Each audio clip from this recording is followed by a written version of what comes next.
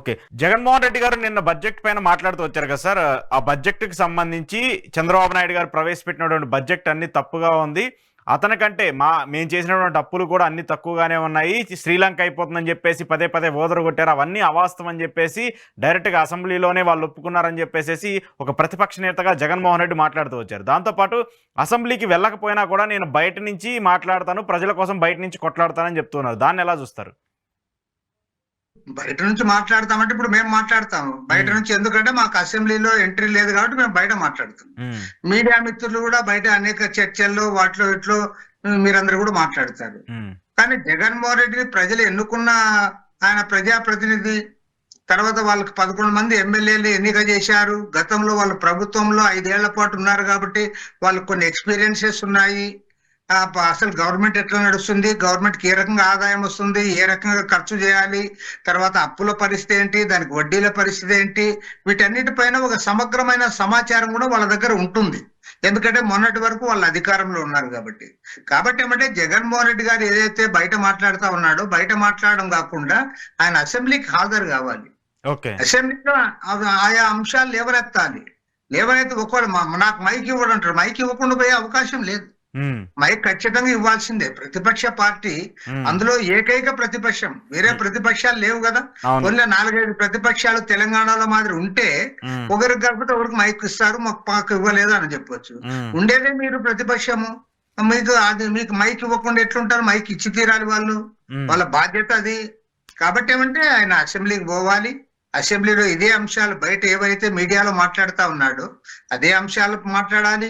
అదే విధంగా ఎప్పుడైతే ఆయన అసెంబ్లీకి అటెండ్ అవుతారో చాలా మంది ప్రజలు వారి సమస్యల గురించి ప్రతిపక్షాన్ని కూడా సంప్రదిస్తూ ఉంటారు, ప్రతిపక్ష నాయకుడు కూడా రిప్రజెంట్ చేస్తూ ఉంటారు. ఆయా అంశాలు కూడా అసెంబ్లీలో లేవనెత్తడానికి అవకాశం ఉంటుంది. కాబట్టి దాన్ని అసెంబ్లీ ప్రజలు ఇచ్చిన అవకాశాన్ని ఆయన సద్వినియోగం చేసుకొని అసెంబ్లీలో మాట్లాడితే బాగుంటుందని నేను భావిస్తా ఉన్నాను. జగన్ గారు పదే పదే చెప్పింది ఏంటంటే, మేము అధికారంలో ఉన్నప్పుడు రాష్ట్రం దివాలా తీసింది, శ్రీలంక అయిపోయిందని చెప్పేసి చెప్తూ వచ్చారు. సో ఇప్పుడు ఆయన స్వయంగా అసెంబ్లీలోనే చంద్రబాబు నాయుడు ఒప్పుకున్నాడు, 6 లక్షల కోట్లు మాత్రమే అప్పులు జరిగాయి, మిగతాదంతా అబద్ధం అని చెప్పేసి స్వయంగా చంద్రబాబు నాయుడే చెప్పాడు అనేది. ఇలా ఈ వ్యాఖ్యలు చూస్తూ ఉంటే రాజకీయ పార్టీల మధ్య ప్రజల్లో ఒక అభద్రతాభావం వచ్చే పరిస్థితి కనిపించట్లేదా? రాజకీయ పార్టీల మధ్య మనస్పర్ధలు ఇవన్నీ కూడా ఎప్పుడు ఉంటాయి. విమర్శలు, ప్రతి విమర్శలు అవి లేకుండా ఉండే అవకాశం లేదు. ఏ రాష్ట్రంలోనైనా ఎక్కడైనా సరే అవి సహజంగా జరిగేటివే, అవి ఉండాల్సిందే కూడా, దానికి ఏమీ లేదు. కానీ దానికి ఒక హద్దు ఉండాలి. అది మరీ అధ్వానంగా ఉండే పరిస్థితి ఉండకూడదు. అది సహజంగా కొద్దిగా డెమోక్రటిక్ నామ్స్ కు లోబడి ఉంటే అందరు కూడా హర్షిస్తారు. Okay sir, right sir. Conclude చేస్తూ ఒక పాయింట్కి మీరు ఆన్సర్ చేయాలి. రఘురామకృష్ణరాజు గారిని డిప్యూటీ స్పీకర్గా ఎన్నిక చేయడం అనేది దాన్ని ఎలా చూడొచ్చు? గతంలో ఆయన అధికార పార్టీలో ఉంటూ అధికార పార్టీ ముఖ్యమంత్రి పైన లేదంటే అధికార పార్టీ వ్యక్తులపైన ఆయన కామెంట్ చేశారు. సో ఇప్పుడు ఆయనకి ప్రతిపక్షంలో ఉండి ఎమ్మెల్యేగా గెలిచి ఇప్పుడు డిప్యూటీ స్పీకర్ అయ్యారు. దాన్ని మీరు ఎలా చూస్తారు? అంటే గతంలో స్పీకర్ గా ఉన్న తమ్మినేని సీతారాం గారు కూడా సుదీర్ఘకాలం తెలుగుదేశం పార్టీలో ఉన్నాడు. ఆయన పార్టీ మారాడు, ఆ పార్టీ సింబల్ పైన ఆయన ఎమ్మెల్యేగా ఎలక్ట్ అయ్యాడు కాబట్టి ఆయన అప్పుడు అయ్యాడు. తర్వాత ఇప్పుడు రఘురామకృష్ణరాజు గారు డిప్యూటీ స్పీకర్ అయ్యాడు, ఇక్కడ ఎమ్మెల్యేగా ఉన్నారు, అందరూ కూడా ఏకగ్రీవంగా ఆయన ఎన్నుకున్నారు. అదే పెద్ద ఇది ఉండదు. కానీ నేననేది ఏమంటే, ఒకసారి ఆ స్థానాన్ని ఆక్రమించిన తర్వాత వారు కొద్దిగా నిష్పక్షపాతంగా అందరిని కూడా ఒకే రకంగా ఆదరించేటట్లు ఉంటే బాగుంటుంది.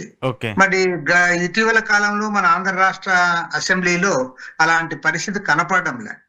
అది చాలా బాధాకరం. ఎందుకంటే నువ్వు రాజకీయం చేయాలనుకున్నప్పుడు ఎమ్మెల్యేగా ఉండి చేయొచ్చు, మంత్రిగా ఉండి కూడా రాజకీయం చేయొచ్చు, విమర్శలు చేయొచ్చు, ప్రతి విమర్శలు చేయొచ్చు, కౌంటర్ చేయొచ్చు, అవన్నీ ఓకే.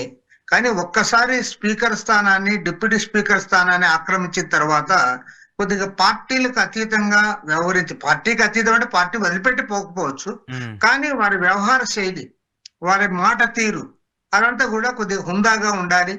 కొద్దిగా వీటన్నిటికి కూడా అతీతంగా, అంటే రోజువారీ పార్టీ కార్యక్రమాలు, రోజువారీ రాజకీయ కార్యకలాపాలకు దూరంగా కొద్దిగా హుందాగా ఉంటే సభ సజావుగా నడవడానికి అవకాశం ఉంటుంది. బట్ అలాంటివి పాటించడం అనేది వారిపైన ఆధారపడింది. ప్రత్యేకించి ముఖ్యమంత్రి గారు కూడా ఆ రకంగా వాళ్ళకి గైడ్ చేయాలని కూడా కోరుతాం.